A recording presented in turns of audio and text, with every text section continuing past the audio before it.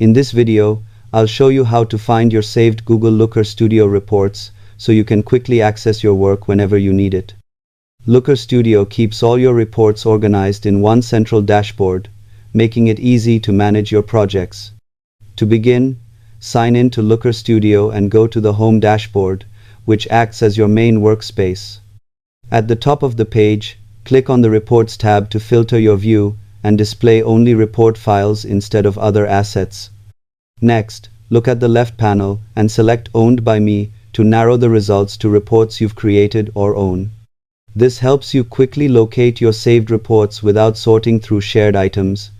Once selected, your reports will appear in the main area along with details like titles and last modified dates. If you have many reports, you can use the search bar at the top or sort by recent activity to find them faster. If something doesn't appear, check your filters or clear the search to ensure nothing is hidden. Subscribe for more simple and practical tech tutorials.